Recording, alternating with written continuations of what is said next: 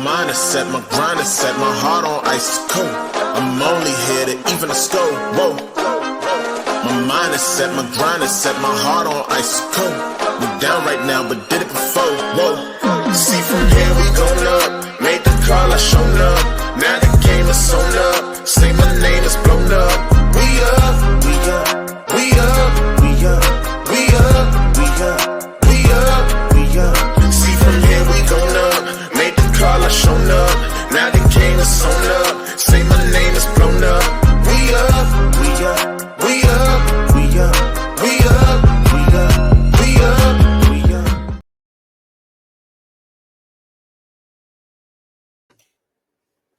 What up, Night Nation, and welcome to another episode of The Knighted Ones. It is episode number 81. As a reminder, we are the only podcast that features a former UCF national champion, a former UCF radio host, an ESPN analyst and hoops player, an infamous rapper, a resident influencer and IG star, shooting the breeze, talking UCF sports.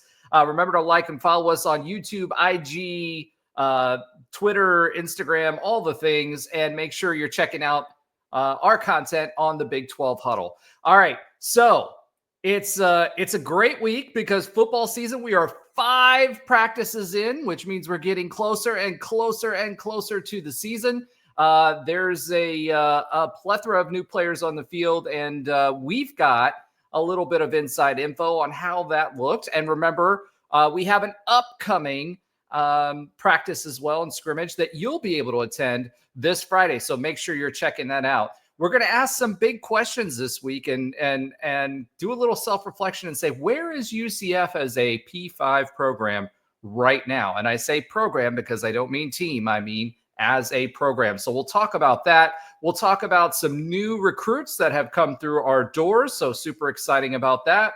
We'll also talk about our pivot poll, a little UCF hoops, who's in the portal, who's not, what does that mean, etc. We'll talk UCF baseball, and all of the other sports that Alan does not watch. So we're excited about that, had some success there, and we're excited to share that with you. So without further ado, let me bring our producer and hair extraordinaire to the stage. What up, Nobra? Hey now. I like that. Hey now. All right, so this is the guy, everyone, that you have to thank for those amazing timestamps. He actually watches the show back and has to manually do that every week. So thank you, Nobra. Let's get that patented hair flip. All right, next to the stage, someone who needs no introduction, but we'll give one to him anyway, our resident IG star, Alan Levin. Welcome to the show, brother. What's going on, guys? How are you? Good. Glad to have you back. Glad we almost had it out last week. By the way, we did give you props for doing the show notes despite not being able to make the show because of the whole illness situation going on. So we appreciate everything that you do. And last but not least, but always last, Josh Lazar. Until Alan scooped in like 2 seconds before the pod. This is great. I thought it was like, I was waiting to come on. And since Roger has this behind the scenes that I don't see, I'm like, that's not me. So it's all good. Here's the good news. It doesn't matter when you slide in as long as you slide in, right? That's the important part. Jeez, man. What is it's starting off early. And I do like this hat. Yeah, I won't say that I didn't have any of that citronella juice before we started the show. That being said, speaking of my hat, I'm going to be featuring one of the 3 for the next 3 weeks. I'm going to be featuring each new one of my Canaveral blue hats.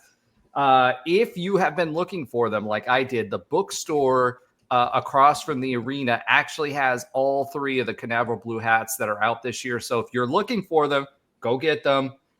They do have one that's fitted. They have the Nike ones too. I just don't like them as much as the New Era hats. So welcome to the show, everybody. We have football to talk about. I know Alan's excited because he doesn't care about any other sport except for football and maybe a little bit of basketball. But so let's start off there. We had some new additions to UCF's football program. And why don't you run us through the 2 commitments for the 2026 class? Yeah, well, we doubled our class from 2 to 4 in the last 3-4 days here. So, we start off the class with 2 linebackers that committed earlier this month, and then obviously one in January. But the first commitment was over on the 27th. Kasiyah Charlton guy, our first non-Florida verbal commit of the class, coming out of Brunswick, Georgia. So get a guy from the Peach State, which is very common for UCF. He's currently ranked a 3-star, depending on what outlet you look at. But big dude, 6'7", 295 pounds as he enters his senior year at Brunswick High. Has gotten several looks from Power 5 schools. Mostly group of fives, but he did get an offer from Tennessee, which is pretty big SEC offer, as well as West Virginia and Indiana, and a few other group of 5 schools. So he's starting to generate a little bit more interest as the months pass. It's a guy that is kind of growing into his role, just became a starter over at Brunswick in the last year. But obviously with that starting role has generated a lot more buzz in recruiting circles. So we'll see, according to Rivals, he is a top 100 player in Georgia, as well as considered a top 100 offensive tackle in the nation. So UCF could always use more big uglies. Obviously, we've been relying on the transfer portal a lot when it comes to offensive line in the past 3, 4, 5 years. So always good to get some more offensive line talent. So that was the first commit. Then the other commit that just committed a couple of days ago was Elijah Keys, yet another defensive back. Obviously, Coach Frost went really hard in the paint when it comes to DBs in the transfer portal, but also in the high school class. So this is our first corner commit, our first defensive back commit of the 2026 class.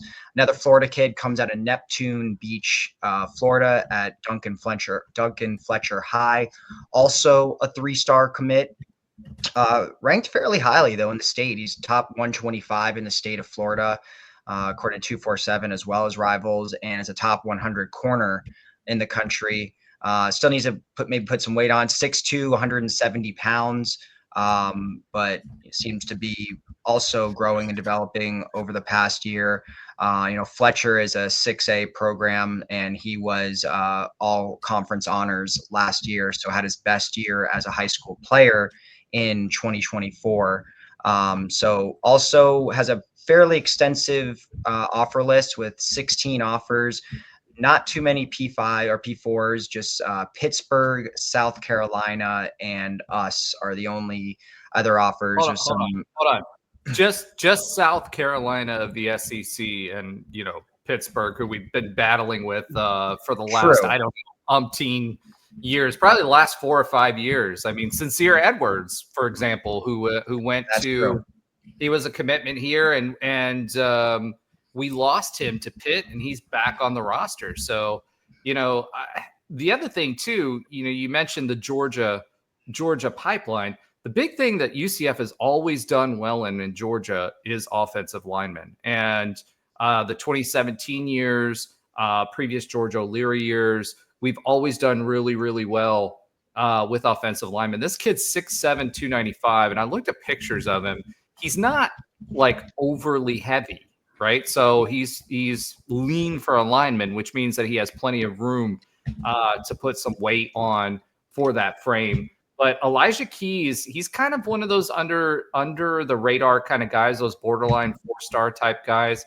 As you mentioned, with regard to corners, I think we had 23 on the roster, and then now him as a commitment. But it sounds like a lot, especially if we have 108 players. But if you go through and compare what the defensive backs look like for P4 programs, that's about right. It's one of the areas that has some of the most turnover, but it's also one of the areas that you need some strength in, especially considering that our play last year. What I'm really looking for, though, is how these guys are coached up, right? So are they playing the ball? Or are they playing the body, which is the biggest complaint that we had from last year? But Yeah, I'm actually.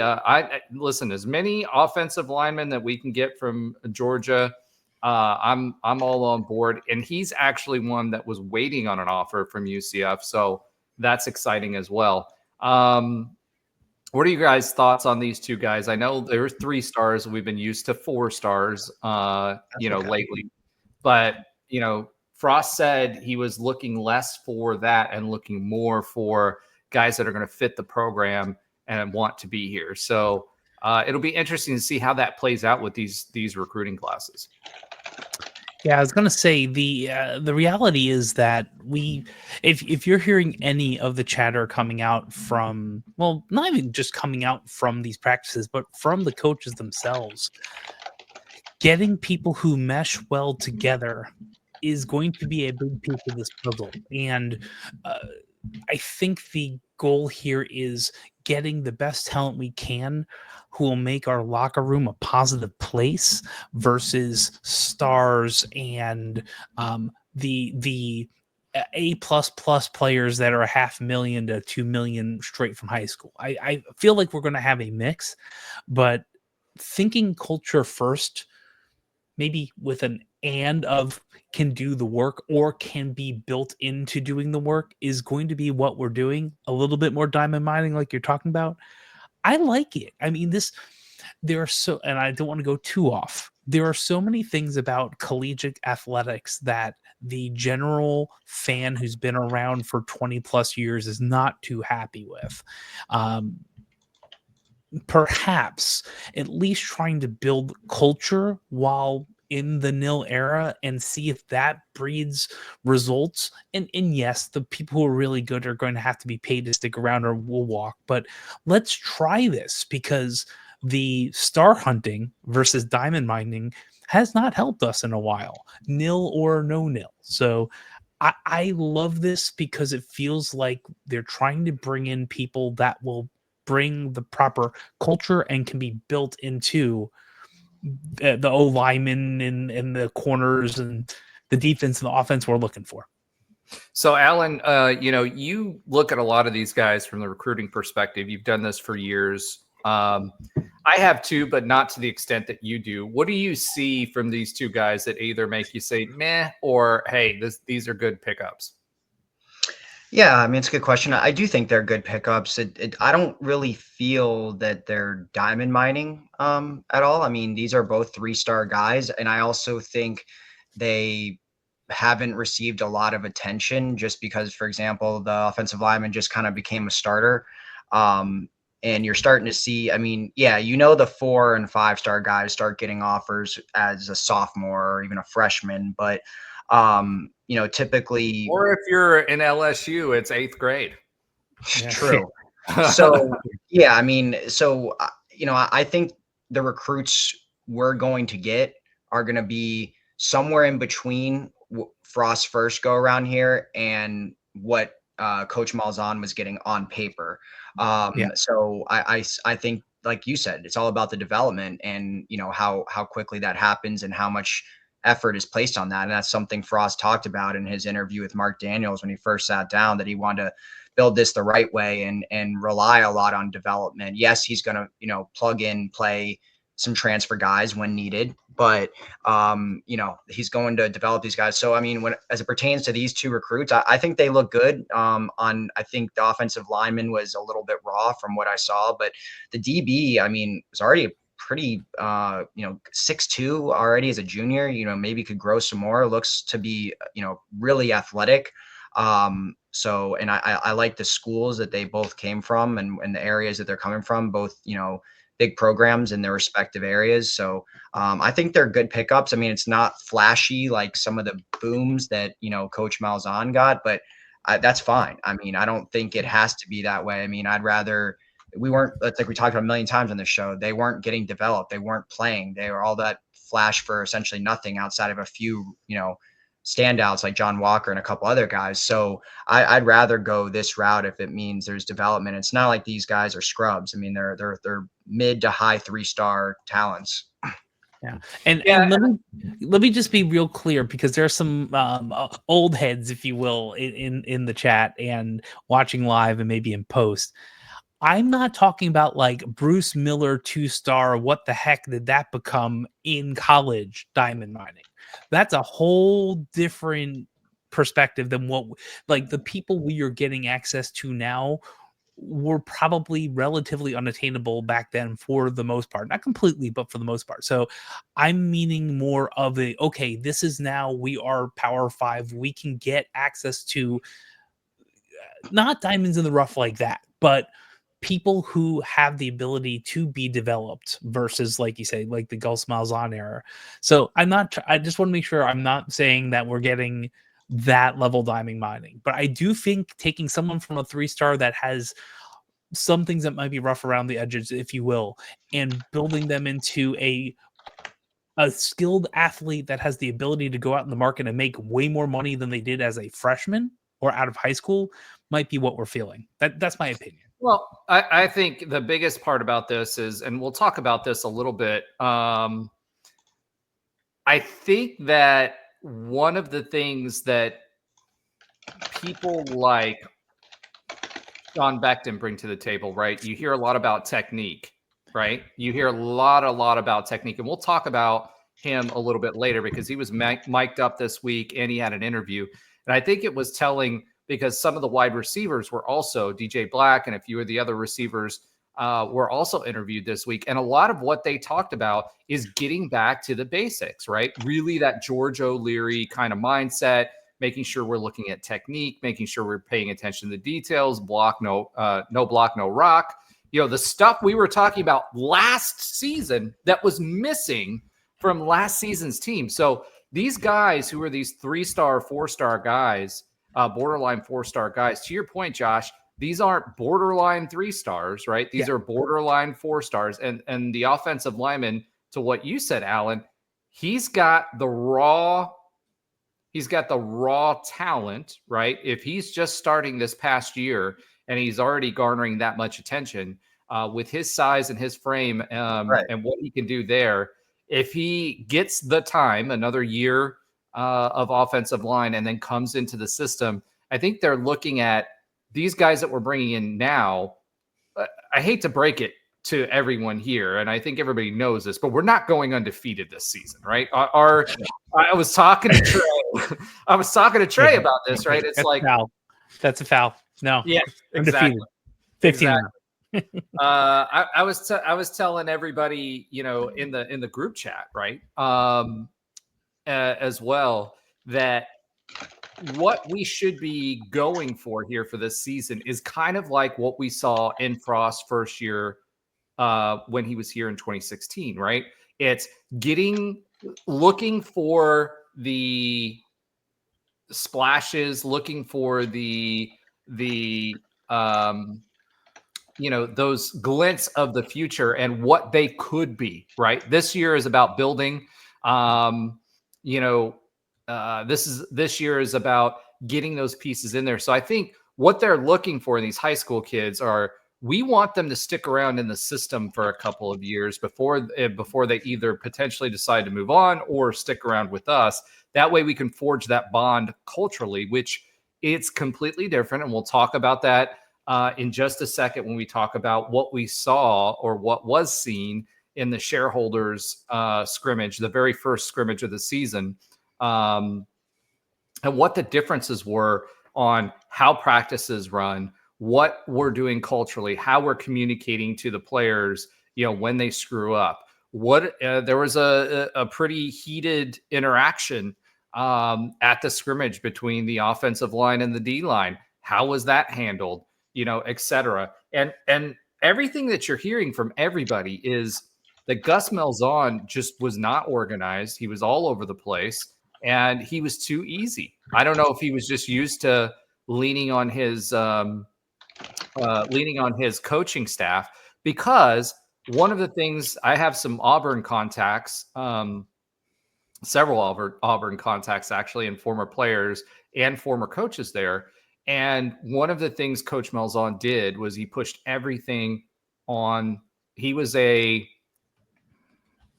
not a hands-on type of coach. So Scottfrost is being different, and we'll talk about some of those differences in the next segment here. So speaking of that segment, there was the first scrimmage of the season after 5 practices in. That was for shareholders only. So this wasn't open to the general public. That scrimmage will be open on Friday. I encourage everyone to go and visit. Some of the things that I'm hearing as far as standouts, the QB position is obviously something that we're all thinking about, right? Let's be real. Steven Jackson is the leader in the clubhouse, right? He was brought here for a reason.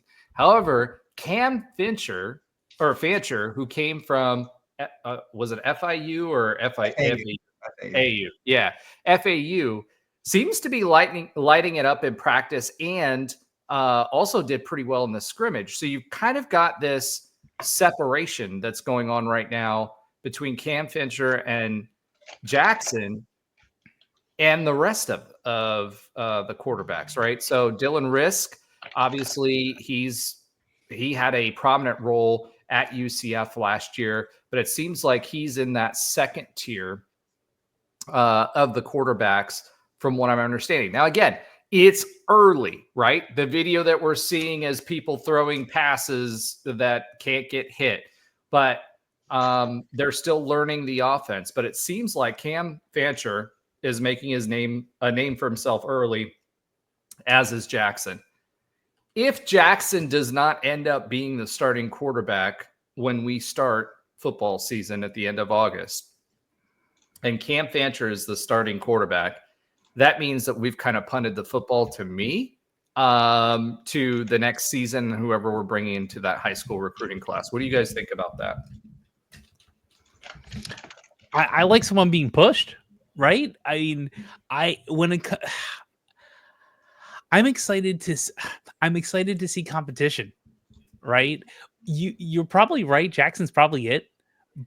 But if someone, I think, if someone really rises to the occasion, probably not Risk, unfortunately, but if someone rises to the occasion, I don't think it's outside the realm of possibility to go, well, we did spend this money. We have a really expensive backup, right? I just feel like that is at least what is coming in the messaging from Frost, right? I agree with you. I'm pretty sure we know who the starting quarterback is, but that regardless of that, now you can't rest on your laurels. And I'm not saying that's what KJ Jefferson did, but you're getting pushed. And truth be told, KJ was possibly being pushed in camp last year. Bro, the only thing he was being pushed into was the Waffle House after game day. I know. I saw him out there. That was it, bro. No, he was getting extra crab cakes at Red Lobster. He was checked out. It wasn't happening. I agree, and I feel like so. The answer to me, I like hearing this. I like hearing people being pushed. I think we need more of that in other areas. I think quarterback probably happening, running back probably happening, but we probably know who's starting there. Wide receiver is a great case in point. We might talk about that in a bit. We need to figure out, was it no one who has had a catch last year is on this team or darn near close? Like there are some things we just need to figure out, but regarding quarterbacks, I like the fact that people are in there and having a competition. Period in a statement. And I know it's spring. Hold on. I need to read. Tim, you're 100% correct, which is why I said that. Like all we're getting is 5-second clips, right? And a situation where they're not going to be showing a lot of the play, so we don't know what it would look like. But what we're saying is okay, fast forward. If it is Cam Fancher versus Jackson, then are we sitting this one out basically, right? And I don't know. I hope Cam Fancher surprises me. Yeah, but I don't know, man. I don't know. And worst case scenario, like look at Risk. Risk did a pretty darn good job coming in when he had to and taking over as best as he could, as green as he was. He was one really bad call / throw, maybe two in Arizona State from having a shot at winning that game. And they weren't a slouch of a team, as we all know. Yes, I know Scatterboo wasn't in the game. I was there. But let's just forget about that part. But that's what we also need that, right? If we need someone to come in and take over, I want someone who is pushing the starting quarterback. So, and I know it's not going to be Ja'Cory Brown from everything I read. Well, I mean, look, reality is Ja'Cory, it's just not a tight end. Well, I mean, yes, but he's not going to do that. And like, I like Ja'Cory. He's stuck with us, like whatever. Yeah. I wanted him to do well. Yes. He's got the ability to make some crazy things happen. The problem is he's running back 50 yards when he's doing it.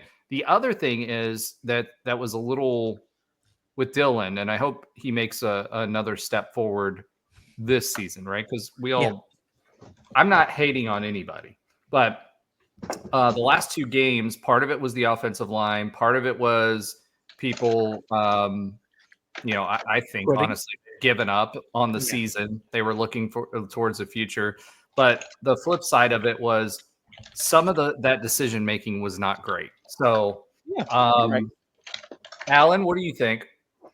So I think still when you talk about the QB battle in April, March, it's still too early to say anything. Like I think who the favorites most times going into each season are at quarterback. There's very few times where it's like a major surprise. Like the last major surprise I can maybe remember is like when Pete DeNovo was named starter instead of Justin Coleman.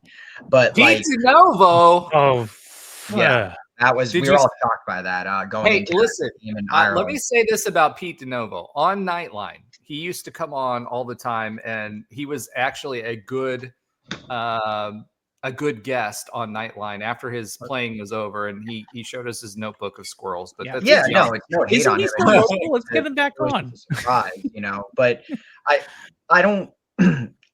still think Ja'Cory has a chance. I mean, just being that he is mobile, but he's probably third in the pecking order. I just wouldn't count out risk. I think when the fact that he's been in the program, has the most starts under his belt of any QB on the roster, essentially, I guess outside of Ja'Cory at Miami, but in general has the most starts. Well, actually, now I think about Fancher actually has the most starts, but at least as at UCF, Risk has the most starts, right?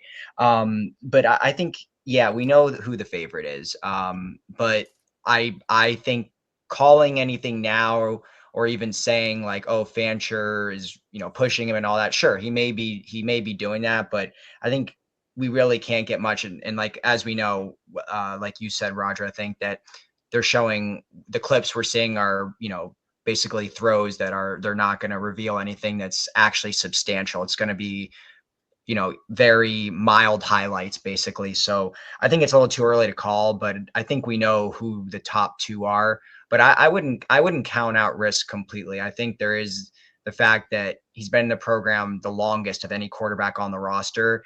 And, being that he's going to be a third or fourth year player, I think there's a chance that he could continue. But what advantage does he have? Like his advantage goes out the window because he's not been in the system. Right. So like that's yeah, exactly. Has anyone been in pro system though? But that's my point. That's my point. Like any advantage that he gets for having started at UCF, I think that goes away because of that.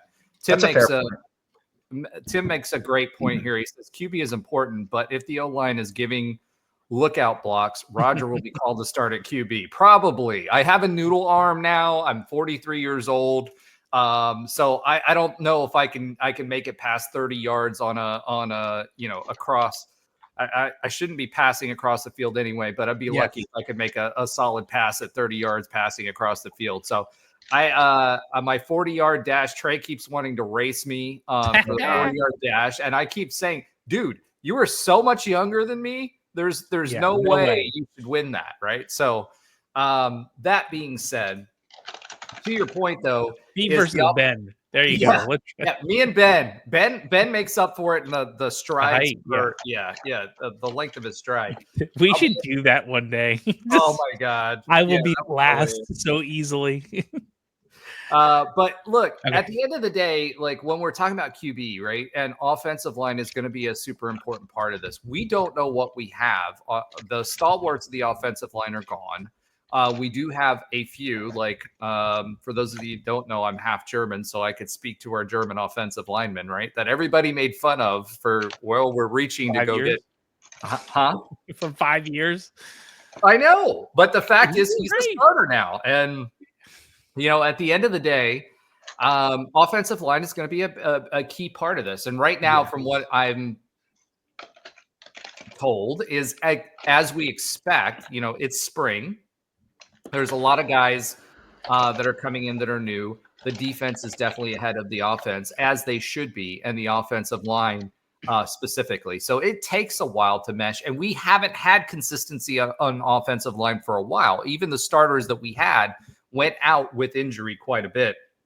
And if you're a QB, if you don't know what the tendencies are going to be for your offensive line, or they're not a solid offensive line, then yeah, you're going to have problems. But some of the stuff that I saw from Risk at the end there just make me think he's not the QB of the future. And I do think it'll be either Fancher or Jackson.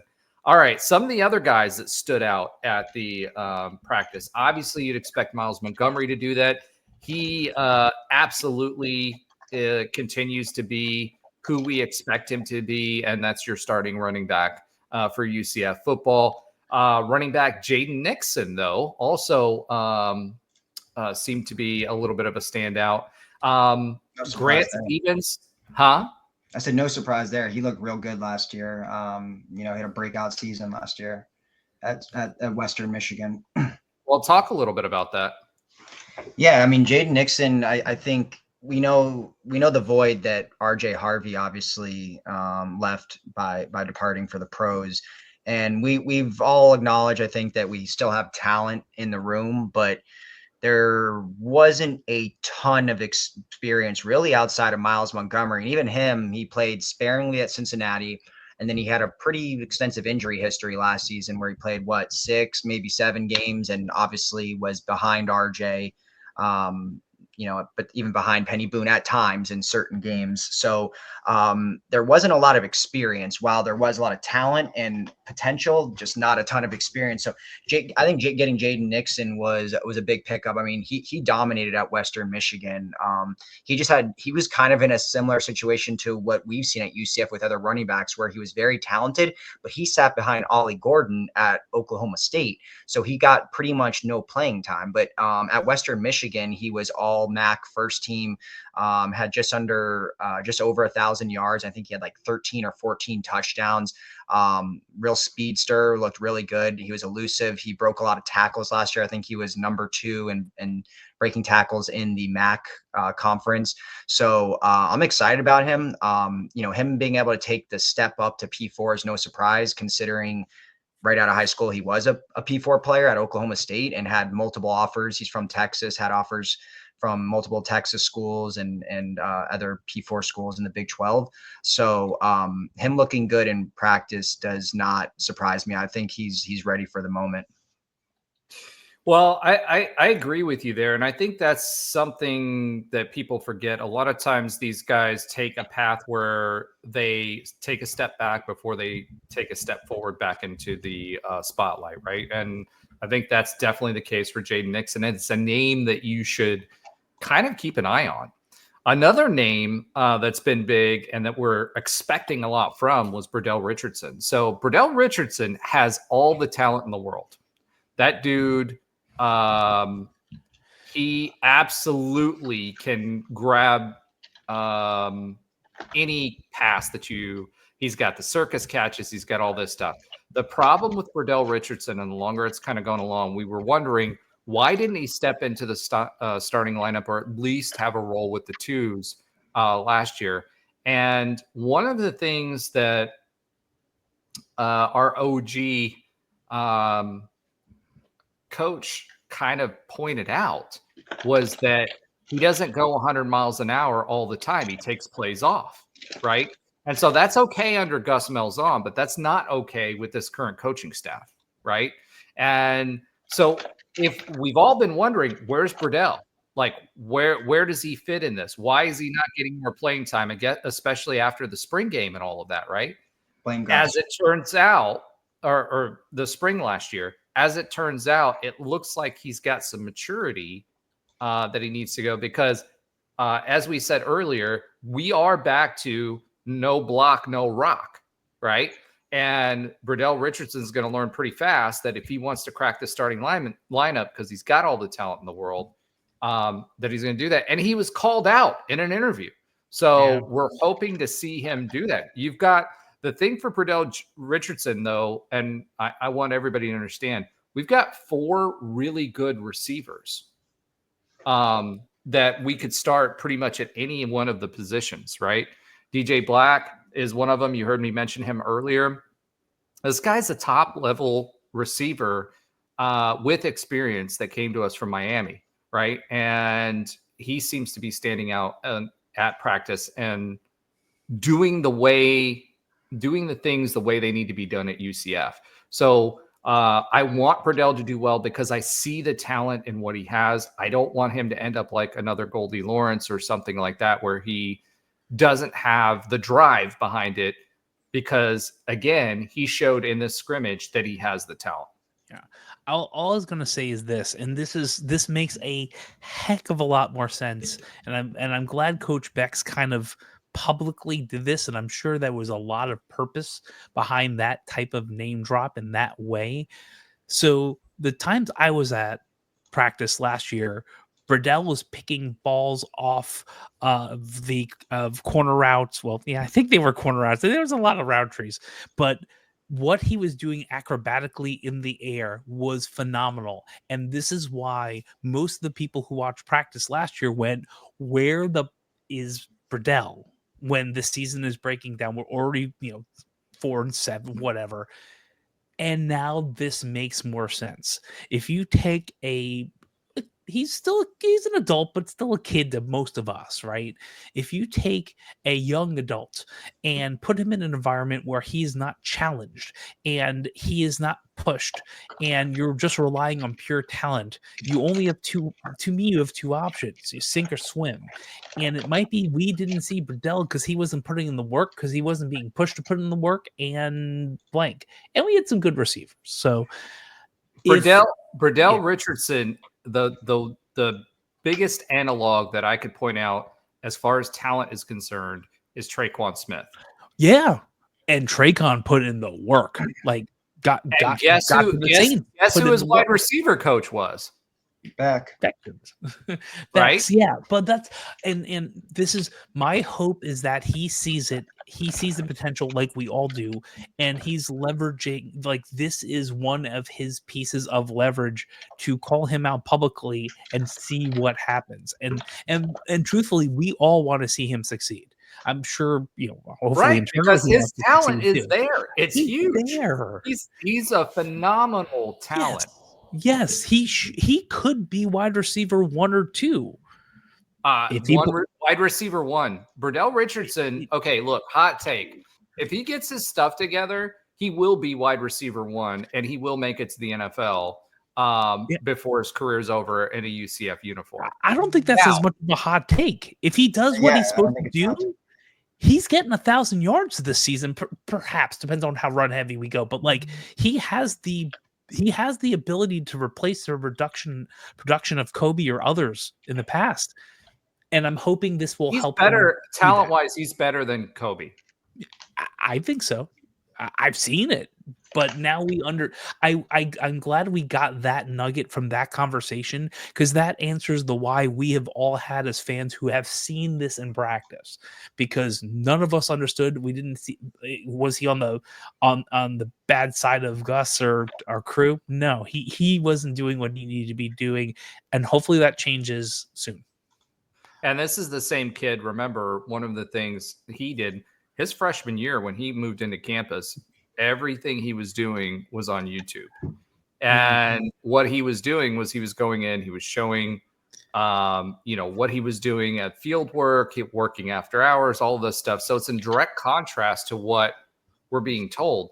And so it's not the work that he's putting in off the field. It's the work that he's putting in while he's on the field that's causing him to miss opportunities. So this, if he's smart, he'll look back at all of the receivers that UCF has put into the NFL and look at them and compare them. Who was that coach? What did they do? They taught him fundamentals and he pushed them, right? Coach Beck knows what's up. He was a successful receiver here. He's had NFL experience. He's done a great job with all that. And this is what drove me nuts when you had the whole when everybody was questioning why is he showing up at practice, and there was this whole thing, right? Coach Beck loves UCF, and he will push these receivers. He knows what to do to make them successful. Our receiver core is going to be better this year and next year than all 4 years under Gus Malzahn. The route trees are different. The type of routes that we're running in the scrimmage, there were more routes than what we were running before. The complexity of the routes, the fundamentals, the techniques, the ability to get out of your breaks, all of that stuff, and the drive to be successful is much better with Coach Beck at the helm. And a big reason for that is he loves UCF, and everybody understands and respects who Coach Beck is. He is the OG of this UCF coaching staff. He is a UCF Hall of Famer. He is a guy has put multiple receivers into the NFL, and he did that with the fundamentals and technique and be able to push people. And this was him calling Bredell out because Bredell has the talent to be that standout wide receiver, to be that NFL prospect, but he has to step up into his role and into his potential. Now, some other folks that were interesting that you wouldn't think. Tight end Caden Peening. We've heard a little bit about him. He was a pretty good recruit that came out of high school. Tight end Grant Stevens and wide receiver Caleb Rollerson. Alan, what do you know about Caleb? Caleb who? Rollerson. Wallerson? Rollerson. So clearly you don't know much about him. I don't. I didn't either. But he was one of the guys that was actually stepping up and stepping out at practice as well. Now, don't get me wrong. Some of the more familiar names that we know were also out there. And interviews this week for defensive end. Obviously we have Nigella Kelly coming back.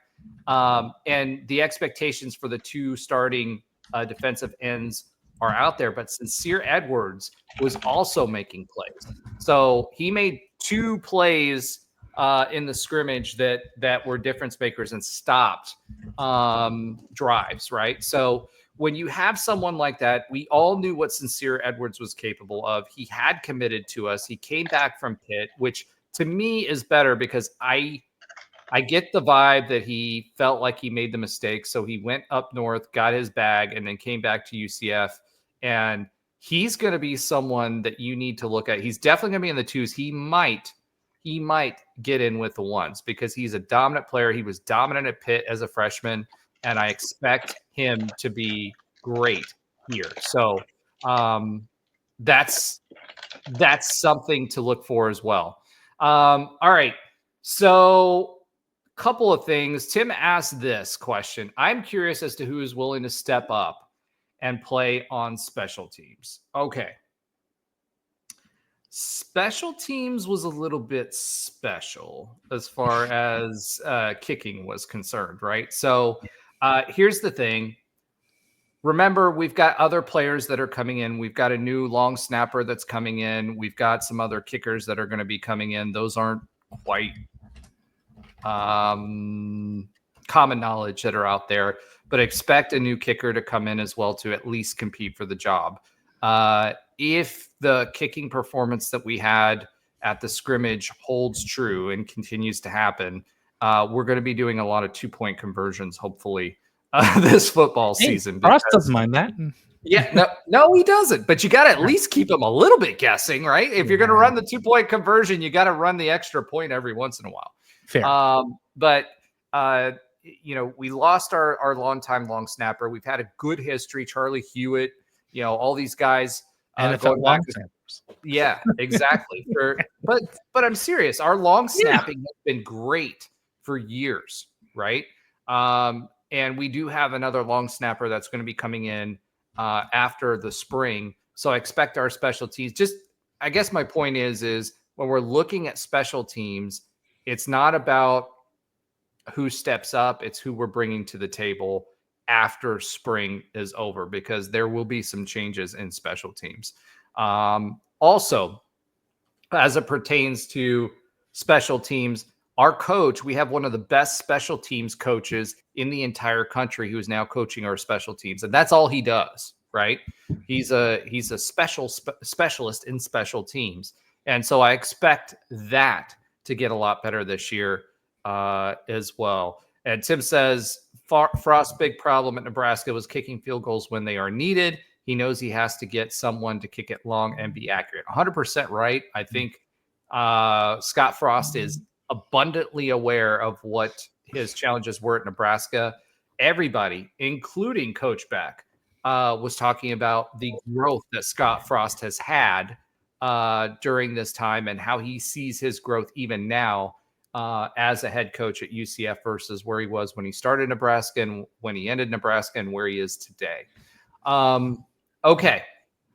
One of the things that was pointed out as well from that practice, Scottfrost is not one, from a culture perspective, there were a few things that were hammered. Expectations, you hear it from every single coach, what the standard is. Now, when you're listening to interviews, what did we hear about standards for the past, 4 years or so, right? We heard them talk about standards, the UCF standard. Yeah. Every coach talks about this.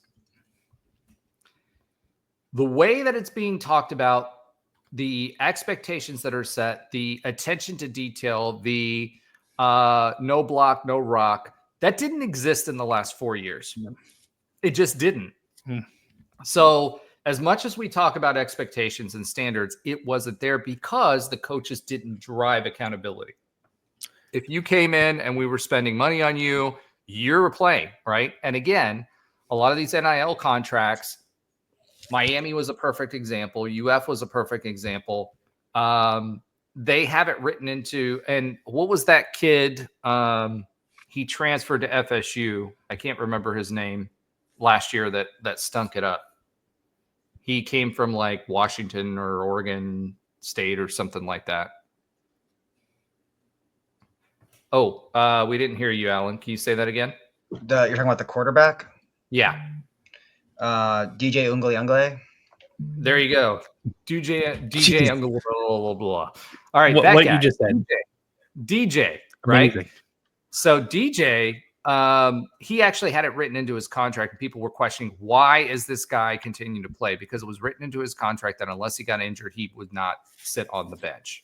This is where we're at with NIL right now, right? So when you're thinking about these things, you're talking about these things, please remember that in consideration. But there was kind of like a little bit of a kerfuffle that came out between offense and defensive line, and he went back to the old school, and apparently there were some people that were running around hand in hand after practice to kind of handle that. And you've heard Trey talk about it. Trey's not on this week, but they had boxing gloves.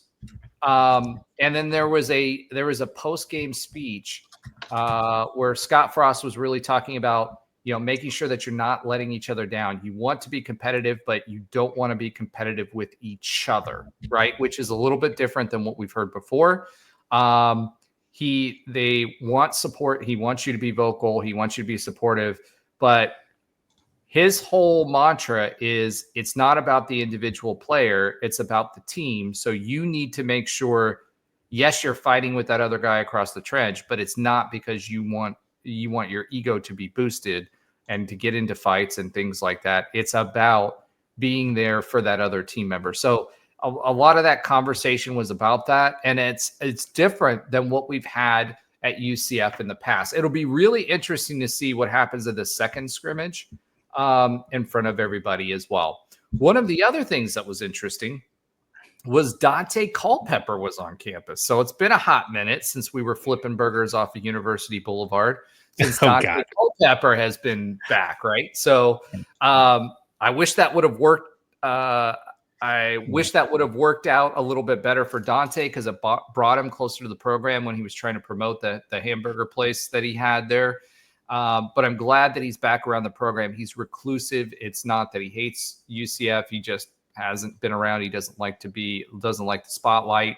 He's a good dude, and it was so great to see him. RJ Harvey was back on campus. He was back on campus. Scottfrost is doing a really good job of trying to bring those guys back to campus. And Trey Neal will be on campus with the guys here over the next several weeks. In fact, we're going to be meeting up, and he's going to buy us a steak because he still owes me that from Nightline. But, that being said, he's going to go to some of these practices, and he'll share some of his insight as he did last year. All right. Anything else that you guys want to talk about with regard to the spring and the scrimmage and the shareholder scrimmage and what you're looking for as far as that's concerned? Alan, anything from you? Yeah, No. I'll say this. Sorry, go ahead. Coming right off. I'm really excited. I don't know what we're going to Tim's point in the chat. I don't know what we're going to see within that framework, right? Within the athletes and doing what they do, right?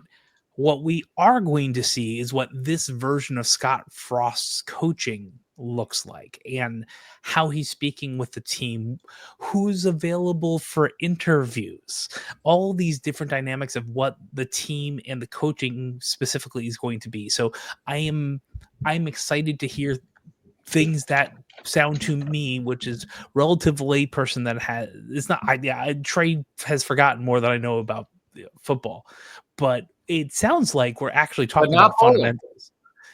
It sounds like we're actually trying to teach, paid athletes, mostly paid athletes, to succeed.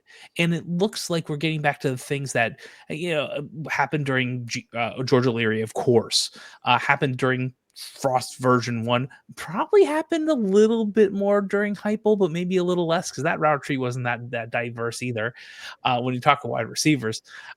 So it wasn't diverse at all. I know, I was joking. So anyway, I feel like this is what we're going to learn.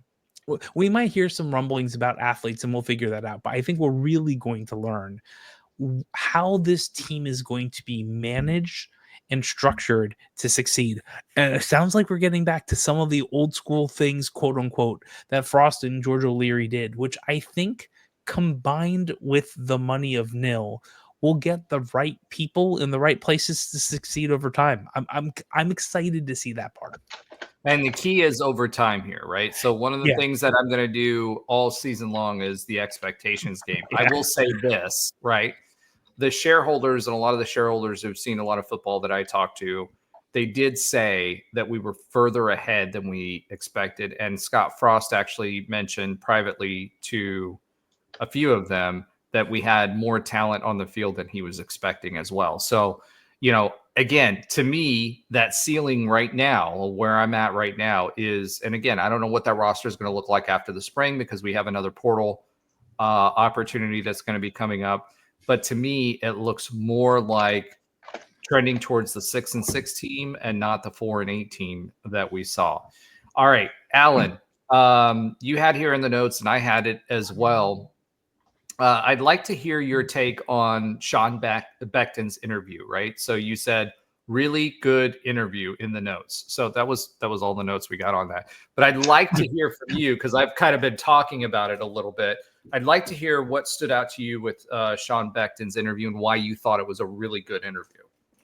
Yeah, I just thought he was like very just authentic in the interview. I mean, we see, especially in the Malzahn era, how much there was just coach speak. And we know that, every coach to some degree is going to give coach speak, but, Beck isn't the head coach. I think there's obviously less, media attention on a assistant coach. And I know he's the associate head coach, but just in general. I just thought it was a really, really authentic and real interview. I liked what he talked about specifically when it came to the wide receivers, and talked about how he showed old tape to the current wide receiver room of, legendary UCF receivers that he coached, whether it was, Speedy Hall or JJ Wharton, Brashad Perriman, these guys that, The for a Fiesta long Bowl, time. he talked specifically with Speedy Hall about the Fiesta Bowl and how his blocking made a big difference in that win. That's right. He did. He talked about the blocking. I mean, he just talked about how wide receivers, how they were developed and trained and at UCF, and what kind of pride they took in their gig. I mean, even guys like Josh Reese and Taylor Oldham that, were more blocking wide receivers, but they played a really big role. They may have not had the flashiest stats, but, he talked about how the room is, young right now with guys like Bridgewater and Richardson, who you mentioned, and Day Farmer, and, talked about the importance of really just kind of getting UCF back to what we're used to a wide receiver. I think wide receiver and DB, I've said this a million times on the show, but those were two positions we could always count on as being usually the strongest positions on the field, and usually the guys that were going to go pro. Now we're still seeing that, guys like Kobe, and, there's been recent, guys that have gone pro for us. And this year, it looks like the guys that are going to go pro outside of RJ are both DB and wide receiver. But it just, the depth and the talent, or, whatever you want to say, whether it was Gus or being run first or whatever, but in general, it just has not been as strong. I think we can all see that. So I think he's really putting a precedent on, bringing that back to UCF. And I think showing the old tape of receivers was really cool. And where he talked about how he talked about Bredell, Richardson, but he talked about like Wade and Charles and Carl Jenkins Jr., talked about the talent that they have. And I like that he also talked about, the leaders that are already starting to form at UCF. I mean, that was one thing before we brought in some of these transfers. UCF didn't have a single receiver on the field that played any minutes in college football at all. Literally not one single player, wide receiver that was on the roster until they brought in like Dwayne Thomas and Marcus Burke from Florida and DJ Black from Limestone. And he's talked about that those three older kind of portal players. He's been very happy that they've been vocal in the meetings. They have a lot of personality, and they're kind of really coaching up the younger guys. And I think, Trey's talked about this.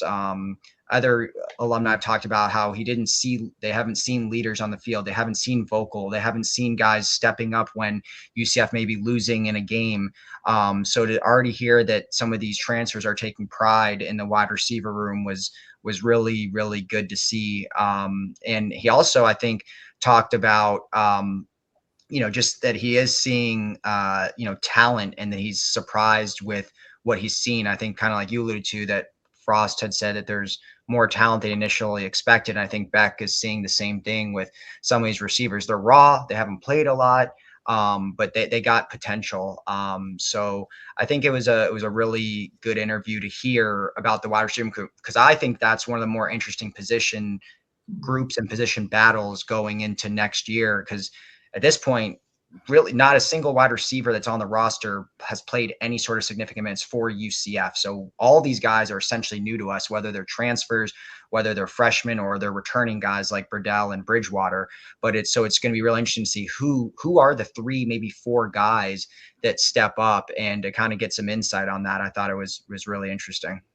Well, I think also to your point, a couple of points actually I kind of want to reinforce. Josh Reese, if you guys don't remember, he was a beast blocker.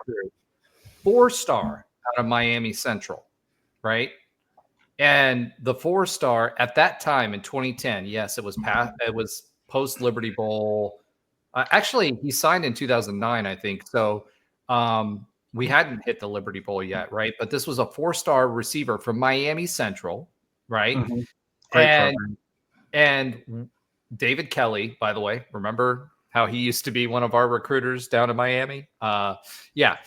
David Kelly brought him in.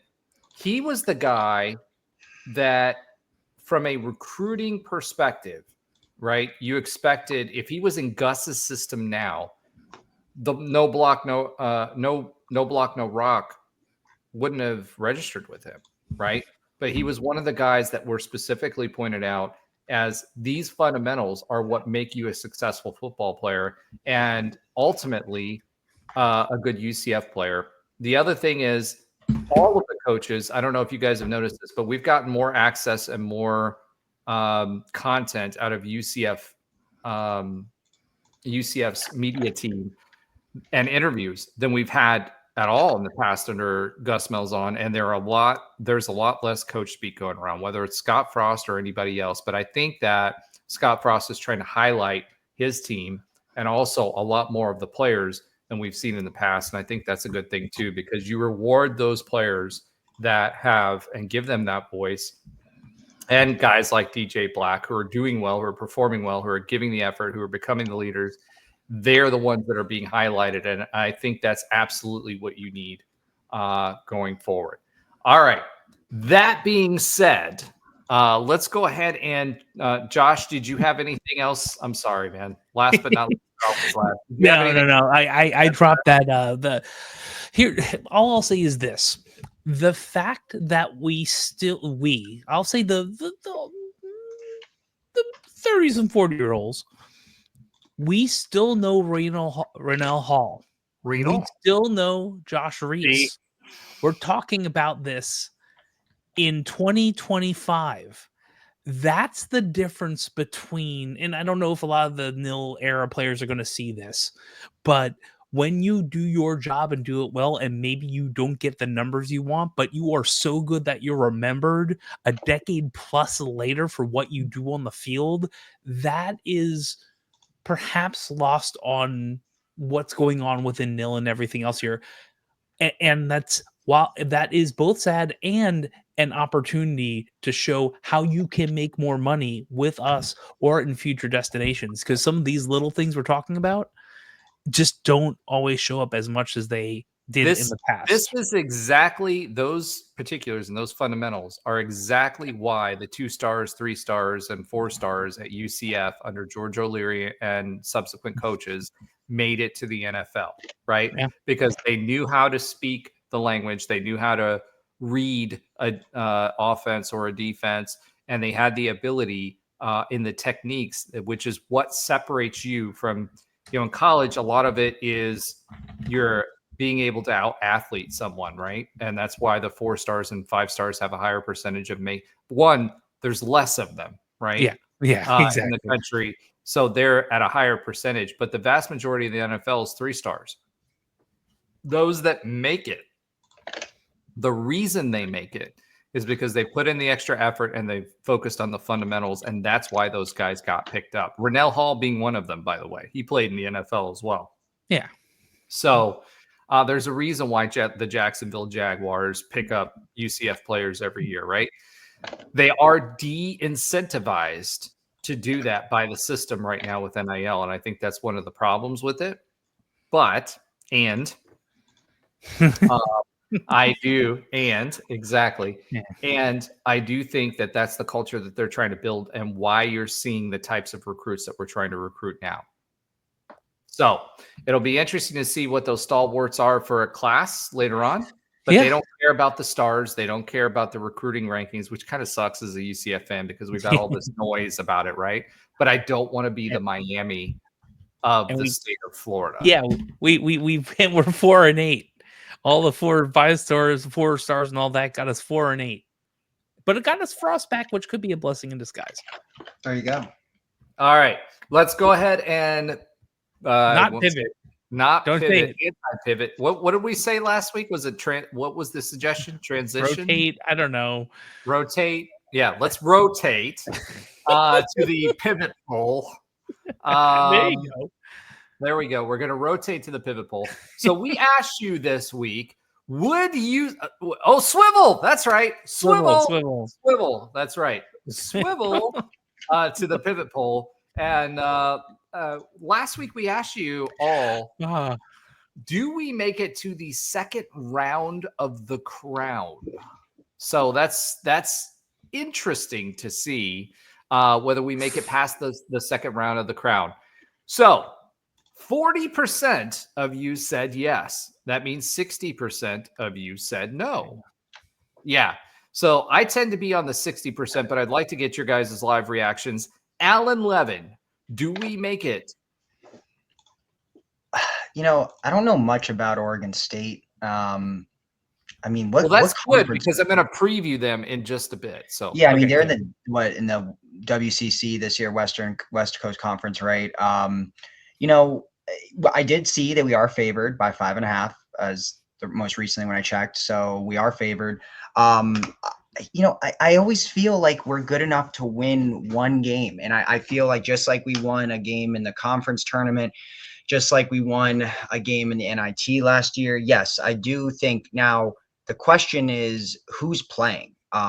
That's where I need to know who's playing. I mean, is Keyshawn Hall going to play? I mean, I know we're going to talk about No. So no No. Keyshawn Hall, no Sellers. I'm assuming obviously Darius is playing and some of our other starters, but You're Keyshawn actually Hall. kind of taking away my thing here. So let's Okay, well, I'm going to say we win one game just to answer. We win one game. All right. So if we beat the Beavs, if we slay the Beavs, then more than likely we're going to be playing the Bear Kittens again. Yes, it's so unfair. Yeah, this is why. So I'll steal. I don't know if I'm stealing your thunder, Roger, because I didn't check that area of the notes. I have a very specific area of our show notes that I do, which all of you should know if you've listened to the show before. Here's the problem. Oregon State, Swivel. Oregon State has, I think they had 3 or 4 of their starters not playing. Three. Three. So this is kind of like, who knows? It's like one of these. I don't know if Nils, I think, is traveling. Is he playing? I don't know. I feel like I agree with Alan. We're going to win one game, and inevitably, like baseball, we're going to lose to Cincinnati again. Ouch, dude! That's another thing that we're going to be talking about. Like seriously, what is wrong with you? It's an hour in. Let's get to it. All right. Let's go ahead and talk about some UCF hoops then. Okay, as you guys have both alluded to, we have an update this week. There are 8 UCF players in the portal at this very moment. So, we hemmed and hawed and talked a little last week about do they matter? Who's in the portal? Well, the newest member of the portal that is important for us this year is Keyshawn Hall. So just so everybody understands, we have Keyshawn Hall. JJ Taylor also put his name in the ring. Cameron Simpson. Okay. Rokas. Okay. Tyler Hendricks. I'm still a little sad about that one. Yeah. Jalen Sellers, obviously sad about that one. Mm-hmm. Niels Mahoski, he's in the portal. Mikey Williams is in the portal. So that is our 8 that are in the portal. So who does that leave? That leaves Jordan Ivy Curry, so Juice. That leaves Darius Johnson as available to play. That leaves Benny Williams as available to play. That leaves Debo Coleman available to play. And based on this season, he will probably get a start. Dior Johnson.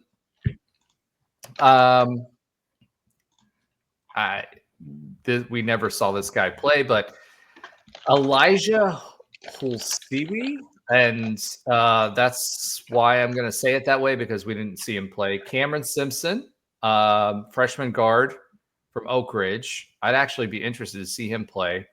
Pupa. And then Mustafa, right? So look, I did some research on Oregon State, and never ever would I do research on Oregon State because they're not in the Pac-12 anymore, and quite frankly, they haven't done anything in basketball. They're a great baseball program, not a good basketball program. Yeah. They are 20-12. However, when, as you said, they're in the WCC. They have lost every single game that has been against a team with a pulse, whether that be a Power 4 program or Power. What would it be like now? Is it 6 because the ACC only got one in with Duke, largely on the back of Cooper Flag, or not? But we were talking about their wins come from Utah Tech, Weber State, Cal Fullerton. They lost to Oregon. They are beating UC Irvine, which typically has a good basketball program, so that's a good one. Idaho, Sacramento State, Charleston, lost against Nebraska. Again, they won against Gonzaga. Now, that was an interesting one. They won 97-89. But to your point, and I won't go through all of these, but to your point, the thing about Oregon State is that they don't have a lot of depth. I've gone back and looked through their bench, and I've looked through their performance, and they don't have a lot of depth at all. And they've lost 3 starters. And they've lost 3 starters, right? So if we go back and look at who's in the portal, Keyshawn Hall is not playing. In fact, Keyshawn Hall was on the phone on Twitter with Kansas, erased his, hey, I'm sorry, Knight Nation, that we screwed this up tweet and that we support Johnny Dawkins. And his tweet today was, hey, I had a great conversation with Kansas. I want to be on a team that has the chance to win. Yeah. I don't have, I have never once as many times as I've transferred. Hey, maybe that's part of the reason. Yeah. I've never been on a team that's made it to the NCAA tournament. Johnny Dawkins, wink, wink, wink. I want to be on a team that can make it to the Final Four. Okay, so let me say a few things about that. Ooh. Keyshawn Hall, I don't hate you, bro. Rumors are $2.5 million for Keyshawn Hall. UCF is not paying $2.5 million for Keyshawn Hall. Number one. Number two, Keyshawn Hall was a great scorer for UCF, led the Big 12. Okay, great scorer, can't take anything away from him. His turnovers were abysmal. Almost, very close to being the top turnover machine at UCF. There's no reason why he had to tweet that out today. Absolutely none. So Keyshawn Hall, I'm not hating on you for taking $2.5 million or even chasing someone who's doing that. If someone offers me $2.5 million, I drop everything right now for a year, right? For a year. Yeah. I'm going to drop everything right now, go do whatever that is and get it done. Not Fatal Attraction level, right? But like legitimately, if someone offers me to go do a job for $2.5 million for a year, I don't care. Like as much as I love UCF, I'll still wear it under my shirt. I don't care. I'll go do and do whatever I need to do to get that done. However, you don't need to do that. Yeah. You don't, especially after you do this song and dance and Twitter and everywhere else about UCF and wanting to be there for Johnny Dawkins and I'm sorry, Knight Nation and all that stuff. Dude, I get it. Next year's program is going to be a cluster. And I blame part of this on Terry Mohajir. You have shown no vision for next year. And Keyshawn Hall is a junior. Go get a bag. Just do it in a classy way. Yeah. Right? So, Keyshawn. Yeah. Look here. Keyshawn. If you had worked within the scheme that Dawkins had for defense, or not turn the ball over late multiple times, you would have made the NCAA tournament this year. And it's not just you. We all see it. Juice needs to get on board. Other people need to get on board. I'll put my Ben Stout hat on.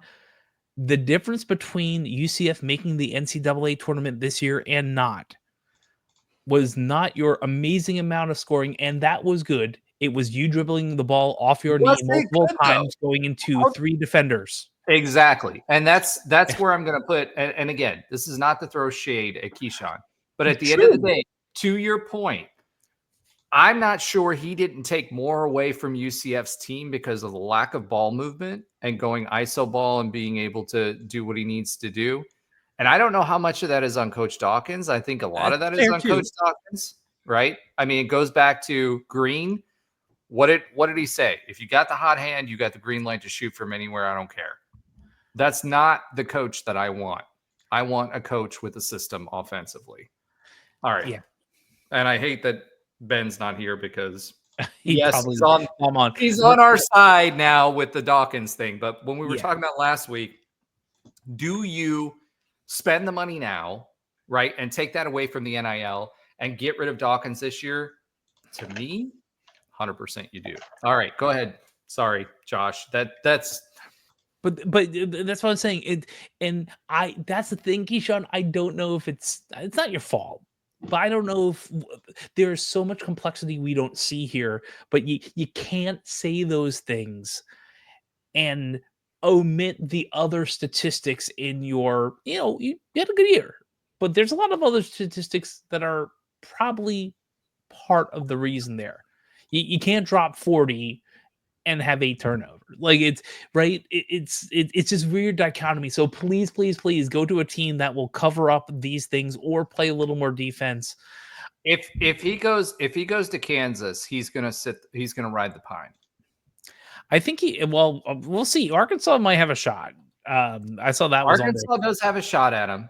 Yeah, and I think that might not be too bad for him. I honestly, I'd rather him go to Arkansas than to go to Kansas for him, not just for us. Yeah, I agree. I think he's got a better shot there than he does playing for Kansas, because he will ride the pine. He will be coming off the bench at Kansas. He will not be a starter at Kansas. He may be a starter. He will probably be a starter at Arkansas. So I do think that, but then again, who's the coach at Arkansas? Calipari. Exactly. And what's Calipari going to do? I don't know. He's just going to play whoever is going to get him into the Sweet 16 again. Yeah, he's going to play the players with the most talent, right? So if you've got a coach like Coach Calipari and an SEC NIL, we'll see where Keyshawn Hall stacks up there. But he's not gonna get playing time just playing, just running ISO ball. That being said, going back to what I originally started this conversation about, which was who do we have left? We have Jordan Ivy Curry. I hate that Mikey Williams is gone, to be honest with you, because I think he was a spark plug on offense and he was getting better. JJ Taylor was so hot and cold. He's one of those guys that can push you over the edge one game out of 5. So if we've got Juice, we've got DJ, we've got Benny, we've got Dior. Debo is good for defense. He's going to start. I don't like him starting, but whatever. He's going to start. And you've got Mustafa Chim. I think they win the first game because Oregon State doesn't have a lot of depth, and based on who they played. I also think that they beat them because we've got basically 5 people out there as starters. So unless we completely collapse defensively, I think we win this game. But I don't think we beat Cincinnati. I think the Bear Kittens unfortunately get their way. And I think, with Mikey Williams gone, JJ Taylor gone, Keyshawn Hall gone, Jalen Sellers gone. Niels was playing a little bit better, but he was never going to be a difference maker. Rokas, not really going to make a difference one way or the other. I just don't think we have the depth to make a run in the crowd. I hope I'm wrong. They had a chance to heal up. We'll see. DJ was playing insane the last 2 or 3 games. So I think we have a chance. Obviously against Oregon State, I think we win that game. I don't know about the Bear Kittens. I think, and truthfully, I don't know how many of the Bearcats are coming back versus the 5 starters that they put on the floor last game. So watch tomorrow's game no matter what. All right. Alan, did you have anything else to add to that sport that you sometimes watch? I mean, pretty much what you guys said, but yeah, it's tough. No Keyshawn Hall. I mean, yeah, I think he was part of our defensive liability, but you can't hate on the offense. And obviously it's a team sport. he's not the only reason we didn't make the tourney. But yeah, I agree. I think we can get past Oregon State, the Beavs, but it's going to be tough to advance much further than that. We were already kind of limited offensively, even with Keyshawn. So without him, I don't know, maybe we play more as a team, more as a unit, and we win with, I don't know. It does not feel like we're going to get too far. So, hey, we get one more game of UCF basketball, though, something to watch before we get into the boring summer months when there's no fun sports on. So, for you, For me, yeah. For you, sorry, for let's be me, clear. no basketball, no football. But yeah, we'll see what happens. All right, let's go ahead and swivel yet again. Is that it? Is that the swivel? Is that the swivel? Or the wrap it up? I don't know. The swivel. I guess Alan is not participating in the swivel. I'll say pivot and pivot only.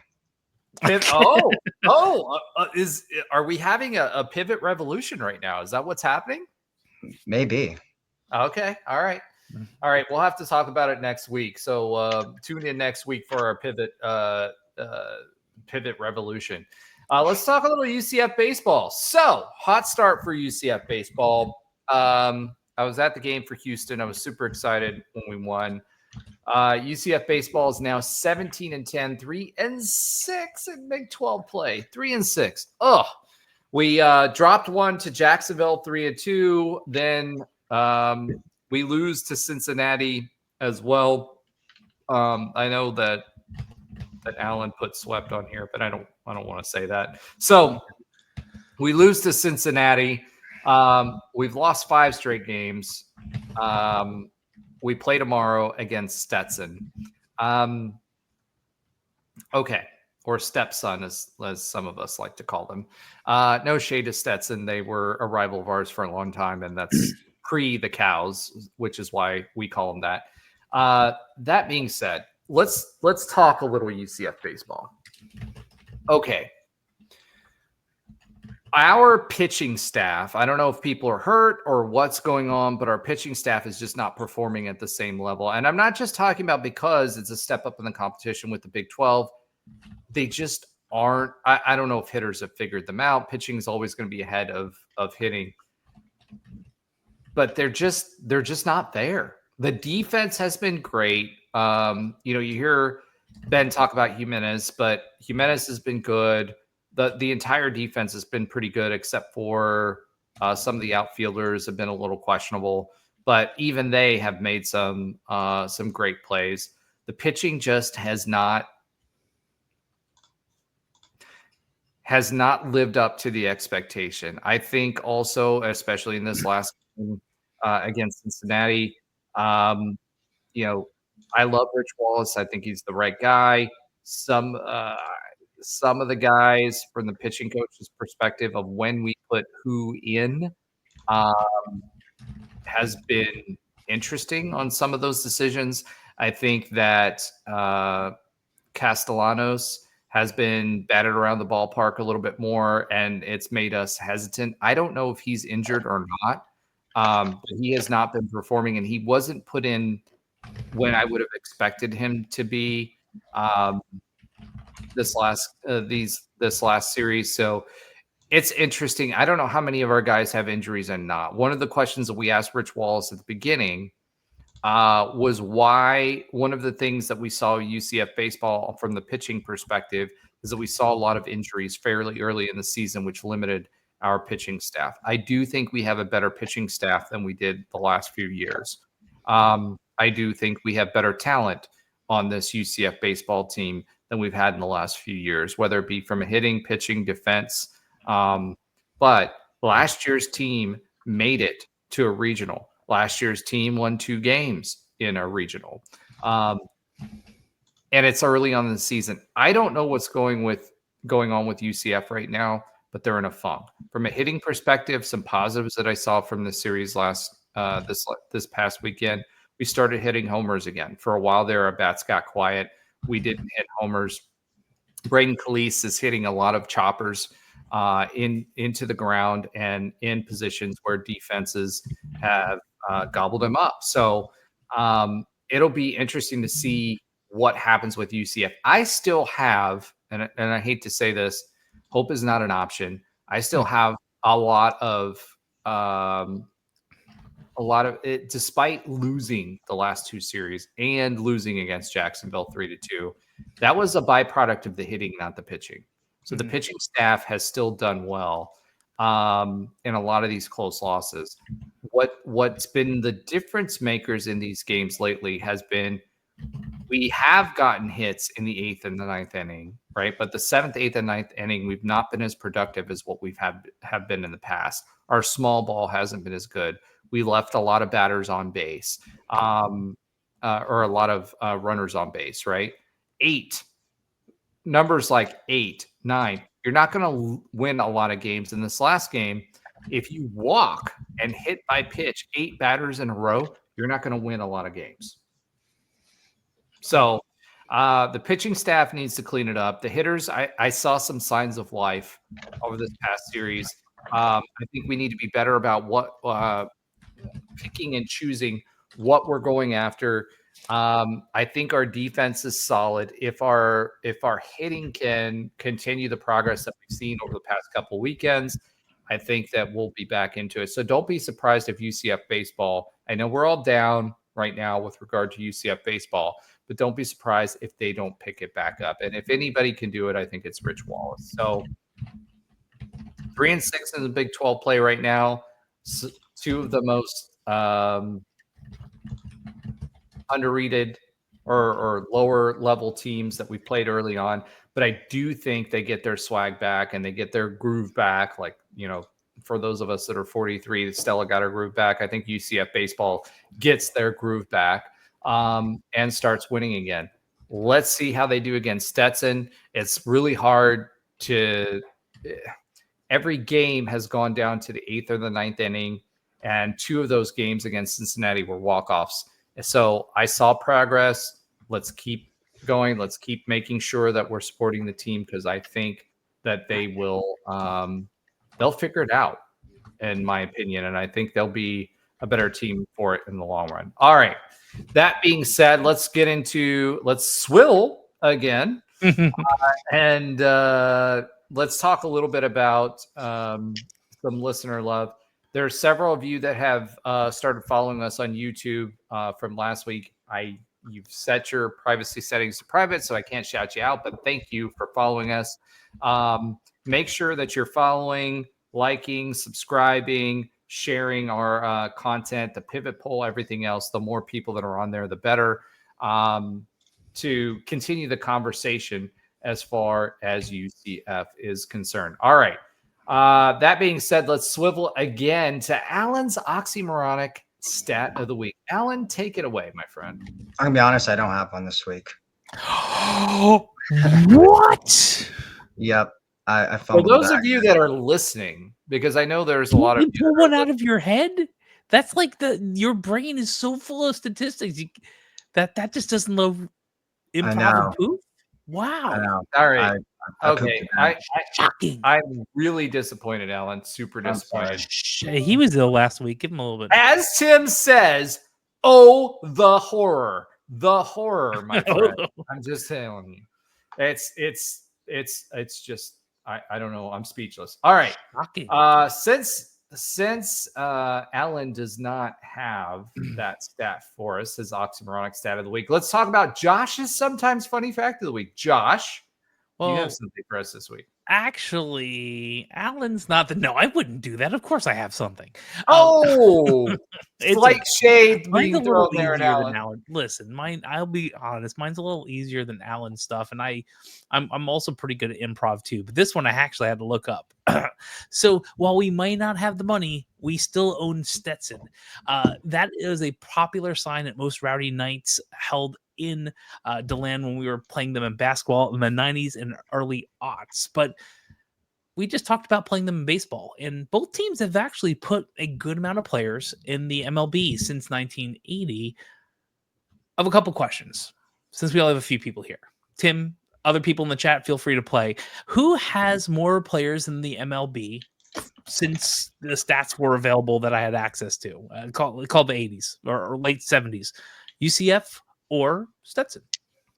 Ooh, Tim, why don't you become call in and tell us Thank you, what your caller. thoughts are. I'm gonna say. Oh, Tim says Stetson. I agree with him. I think Stetson has more. What do you think, Alan? I think Stetson also. Feels like that's Okay. where this is going. Let me ask you another question, and then I'll answer your question. Who had more first-round draft picks, UCF or Stetson? UCF.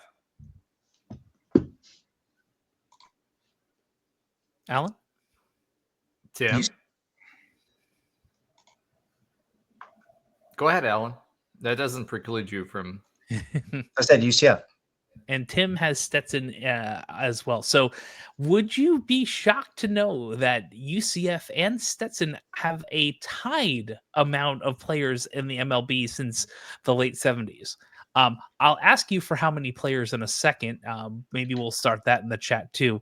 But you, the TK1 crew is correct. UCF has more number one first round draft picks, all the way back from Chad Mulata to well, no, I won't say relatively recently, but Mulata or Matola? Matola, Mulata, whatever. Sorry. No, there's a big difference between Chad and Matola. I mean, he had a pretty good MLB career. I'm just saying. Now I have to go to my stats from thebaseballcube.com. And by the way, his son currently is on the UCF baseball team. That's true. So we're talking Chad Joe Wagner, Justin Pope, Matt Fox, Nate Pearson, all number ones, and Stetson has only had of 2 or 3. Kevin Nicholson, Brad Snyder, Logan Gilbert recently with the Mariners, who I think is going to at some point potentially light it up within has been lighting it up for about 4 years. Amazingly, Jacob deGrom was a 9th round draft pick for Stetson, and a name you all know. So number ones go to UCF. Number of players since since 78, tied at the number of what? Since I have a little more time because Alan didn't know. Hold on, number of one. Hold on, number of picks since 78 that we and Stetson both have. There's an equal number. I don't know, man. What about you? Didn't mention D in there, or he was at the baseball game against Houston. I know that he played MLB, so I think that number might be off. Tim says, how many UCF baseball players are currently in the minors? I guess he answered his own question. He said 12. Thanks, Tim. Maybe we should give you a segment since Alan. Wait, yeah, I'm doing it now. Hold on. 1, 2, 3, 4, 5, maybe. So, all right. For my oh, maybe so okay, so let me rephrase. I'm looking at top picks based off of the baseballcube.com. I gotta look at all picks now. Damn it. I didn't scroll down. Yeah, you're right. It's UCF. Damn it. It's UCF. Hey, we're a clean show. We don't say those kind of things around here. Yeah. So I was looking at the top picks and they were all 30, and that's why I thought it was a cool thing. My apologies. Sorry from the Baseball Cube. Yeah, we have about 132 since about the 80s, and they have 88. Yeah, it's interesting.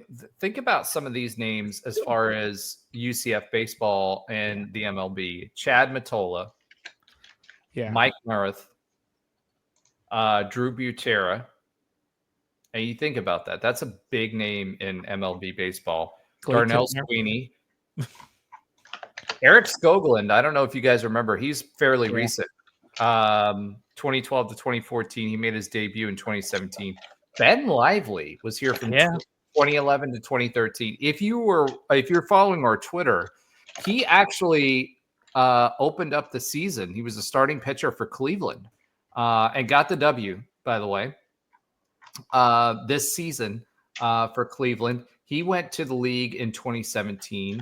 Chasen Bradford, I don't remember him. Bo Taylor, Dylan Moore got the call up in 2019. And Thaddeus Ward, I remember Thaddeus in 2023.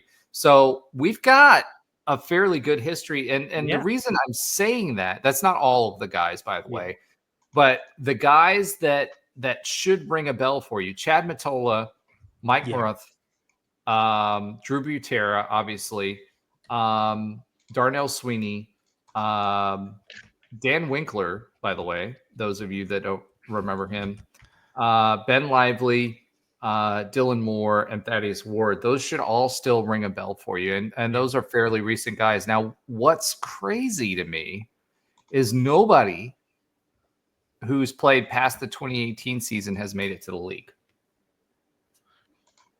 2018, really? Now I need to. I'm looking. Oh wow, yeah. Since wow. Alex Freeland is in AAA. So is Jackson Clare and Colton Gordon. But yeah, like we're not. Wow, damn. Josh, we're a clean show. Quit it. We're E for everyone. E for everyone, but unless we're talking about dams whose water have broke, we can't say that word. I'm talking about building beavers. These are pitchers stacking up wood and building, Okay, so we're going off the rails. All right, let's go ahead and swivel yet again. I want to do this now. I like this. All right. Well, you can, absolutely. So we're swiveling again to the quick update on other UCF sports that Alan does not watch. So this is definitely not the doom and gloom section. So go ahead, Josh. It's not. Okay. So there is some doom and gloom. But let's start with. You think it's doom and gloom because we had baseball. We already talked about that. We think we will be out of the crown by the end of the weekend or week. Let's talk about women's tennis. They got 2 dubs. They could be Cincinnati. They beat them 4-1 and West Virginia 4-0, both at home. We have that West Virginia game was the penultimate home game. The last home game of the year is on Saturday, April 4th. That other month that starts with an A. Actually, April 5th. I confuzzled that whole thing. Still at 12 p.m. They love the games at 12 p.m. That's versus Houston. We have a Utah road trip coming up in about a week. Number 11 men's tennis was on a break since we had pivot. 16-6 still in the year. They're going to host Baylor, number 17 Baylor, in a few days from this being live on April 3rd at the USTA National Campus, and then number 32 Arizona State on April 6th, also at Lake Nona at the USTA National Campus. There's 2 more mid-April road games, and again, Big 12 Championship is coming up in a few weeks, the 18th to 20th in Joanna Gainesland, Waco, Texas. We also have softball. That was a bit of a womp, but not. It's really weird. They're 22-16-1. After they smoked UF midweek, number 3 UF midweek, 4-0, and then lost the series to Baylor to follow it up 0-1, 2-3, and they won 7-2 to avoid the sweep at the end. And of course, up next, like we talked about last week, the next game is against number 1 Oklahoma. So hopefully we don't get run ruled because they do that a lot these days. They've only lost. We've talked about that last week. Let me pause you there for a second. We haven't used the pause in a while. Sure. So you said kind of freaky or whatever, right? UF is number 3. They won 4-0. It's because we have great talent in the circle and the hitters haven't caught up yet. However, you're right. Game against UF, we had 2 home runs, right? So Aubrey Evans and those players are starting to catch up. Yeah. And like I told you at the very beginning when we started talking about this, like last week and the week before, this team is going to move in fits and starts. Yeah. And that's because we have a very young team that is going to have to catch up on the hitting relative to who they're playing this season. So, okay, go ahead, Josh. Okay, no problem. And I tend to agree with you there. Still, we get to play Oklahoma twice, and St. Thomas, that's in Minnesota, St. Thomas, all in Norman, and the Okana Invitational this coming week. So if we win I thought you were two, going to say St. Thomas Aquinas, and I'm like, No, we're that's why I playing had to- high school teams now? Is that really what we're doing? it's St. Thomas, Perens, Minnesota, in Norman, and if we win 2 games this coming week, there better be shouting from the rooftops. Now, I need to follow this up because a new sport that Alan absolutely doesn't watch, and to be frank, I actually don't mind watching it when it's on TV, but usually I only see it when it's on the Olympics. Rowing. Yes, rowing. Number 25 rowing has swept the Sarasota 2K to win the Benderson Cup. They were a perfect 5 for 5 on first place finishes in grand finals last weekend. The first 4, and it's a plus because there's the Cox in there, because all of you know rowing language, right? They beat number 19 UNC. The second 8 beat number 18 Alabama and number 19 UNC. The first 8 beat UNC, Michigan State, Iowa, Miami, and Dartmouth. And that's after they took 5 of 6 versus Jacksonville in Orlando on March 14th, which was their first actual non-scrimmage meet. So why not? Up next is the Rocky Top Invitational, or rather Rocky Top Invite, this weekend on April 4th and 5th in Oak Ridge, Tennessee. So if you're up there, feel free to check out our number 25 rowing team. That's all I got. In Oak Ridge. Okay. So avoid the nuclear power plant up there. I'm just saying. That being said, I do want to mention this. Rowing has been a consistent top conference winning team. Yes. Right. And they have also been ranked in the past. They had some, shall we say, interesting things happen with the rowing team recently with the coaching staff. Yes. That being said, rowing has been consistently a winner, so make sure you're following them. Also, something that you didn't mention on here on the quick update on other UCF sports that Alan does not watch. Volleyball played a scrimmage against UF and won against a pretty.